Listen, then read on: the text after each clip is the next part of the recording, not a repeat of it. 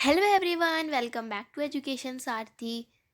अगर आपने अभी तक एजुकेशन सारथी को सब्सक्राइब नहीं किया है तो जो रेड सब्सक्राइब बटन है वहाँ पे क्लिक करके आप हमें सब्सक्राइब कीजिए, और जो ऑल नोटिफिकेशन का बटन है वहाँ पर क्लिक करके नोटिफिकेशंस ऑन कर दीजिए, ताकि जब भी हम आपकी वीडियोस डालें तो आपको नोटिफिकेशन मिल जाए। तो आज हम पढ़ेंगे क्लास 6 का मोरल एजुकेशन का चैप्टर 5 विच इज़ लॉयल्टी। तो लॉयल्टी से आप क्या समझते हैं? क्या आपको पता है लॉयल्टी मीन्स क्या होता है? लॉयल्टी मीन्स होता है निष्ठा। तो अब आप इस निष्ठा को, वैसे तो आप छोटे बच्चे हैं तो आपको ऐसे समझ नहीं आएगा, तो आप एक स्टोरी के रूप में निष्ठा को समझिए, यानी कि लॉयल्टी को समझिए। तो चलिए शुरू करते हैं। Once there was a great war between the beast and the birds. एक बार बहुत बड़ा युद्ध हुआ, ठीक है, किसके बीच में? बीस्ट यानी कि राक्षसों के बीच में, और बर्ड्स मीन दैट पक्षियों के बीच में। The bat was on the bird side. जो चमगादड़ था वो बर्ड की यानी कि पक्षियों की तरफ था। इन द फर्स्ट बैटल, पहले युद्ध में, the birds were badly beaten. पहले युद्ध में जो पक्षी थे वो बहुत बुरी तरीके से हार गए। As soon as the bat saw that the battle was going against them, he crept away. जब उस चमगादड़ को लगा कि, उसने देखा कि उनकी तरफ जो युद्ध है वो बहुत बुरी तरीके से, कि उनके खिलाफ जा रहा है, मतलब वो हारते जा रहे हैं, तो hide under a log and stayed there until the fight was over. तो वो छुप जाता है एक लकड़ी के अंदर, और वहाँ पे तब तक रहता है जब तक कि वो फाइट यानी कि जो युद्ध है या लड़ाई है वो ख़त्म नहीं हो जाती। When the animals were going home, जब जानवर घर जा रहे थे, the bat slipped in among them. और जो बैट था, इनकी जो चमगादड़ था, वो उन सब के बीच में चला गया, क्योंकि उन्हें पता तो चला नहीं कि वो बैट उनकी तरफ है, किनकी तरफ? बर्ड की। तो वो एनिमल के झुंड में मिल गया। After the animals had gone some distance, जब एनिमल कुछ दूर चले जाते हैं, they saw him and ask one another. वो उसे देखते हैं और उससे पूछते हैं, who is this? The bat is one of those that fought against us. कि ये कौन है? ये तो चमगादड़ है जो हमारे अगेंस्ट, हमारे खिलाफ लड़ा। The bat hear them and said, वो उनकी बात सुनता है और बोलता है, oh no, I am one of you. नहीं नहीं, मैं तो तुम्हारी तरफ से ही हूँ। I do not belong to the birds, मैं पक्षियों की तरफ से नहीं हूँ। Have you ever seen any bird that has teeth and hair? क्या तुमने ऐसी कोई भी बर्ड देखी है जिसके दांत होते हैं और बाल होते हैं? You can say that I belong to the birds but I do not. तुम लोग कह तो सकते हो कि मैं पक्षियों की तरफ से हूँ, पर मैं नहीं हूँ। आई एम वन ऑफ यू, मैं तुम्हारी तरफ से हूँ।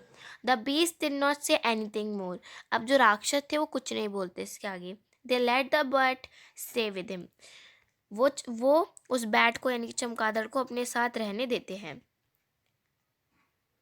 Soon after their was another battle, अब उसके बाद जल्द ही एक और युद्ध होता है। In this battle the birds won, अब इस बैटल में पक्षियाँ जीत जाते हैं। As the bat side was getting beaten, he slipped away and stayed under a log. अब इस तरफ जब एनिमल्स हार गए थे तो वो क्या करता है? लॉग के अंदर छुप जाता है, और क्या करता है? When the battle was over and the birds are going home, अब जब बैटल ओवर हो जाता है और जब पक्षी घर जा रहे होते हैं तो वो बैट उनके साथ चल देता है।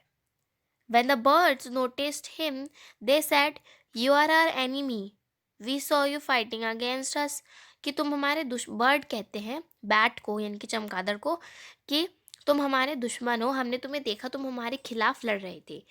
फिर वो कहता है bat, oh no, I am one of you, I do not belong among those beast. वो कहता है मैं तुम में से ही तो हूँ, मैं उन बीस्ट राक्षसों के साथ थोड़ी ना था। Have you ever seen any beast that has wings? तुमने क्या देखा है कोई राक्षस जिसके पंख हो? The birds did not say anything more, they let him stay with him. अब जो पक्षी थे वो भी कुछ नहीं बोलते हैं, वो उससे अपने साथ रहने देते हैं।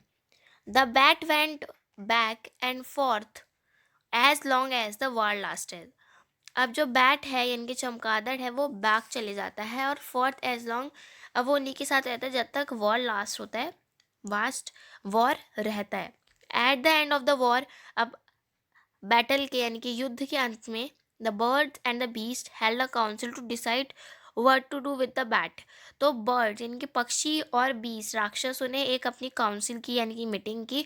उन्होंने उसमें सोच डिसाइड करना था कि उस चमगादड़ के साथ क्या किया जाए। Unanimously they said to the bat, वो अनमने मन से कहते हैं बैट को यानी कि चमगादड़ को, from now you will fly around along at night and you will never have any friends either among those that fly or among those that walk।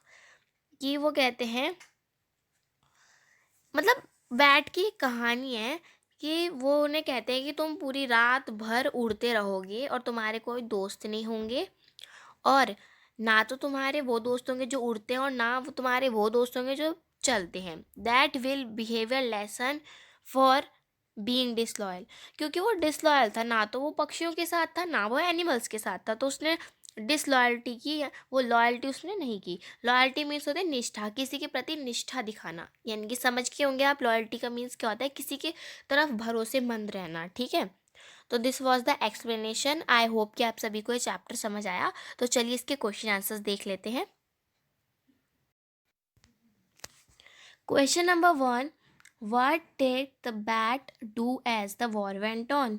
कि जो चमगादड़ था वो क्या करता था जब वॉर चल रहा होता था। तो answer is that the bat crept away, hid under a log and stayed there until the fight was over। तो क्या करता था बैट, वो अंदर छुप जाता था एक लकड़ी के टुकड़े के अंदर, और तब वहाँ तब तक रहता था जब तक फाइट ख़त्म नहीं हो जाती थी। तो क्वेश्चन नंबर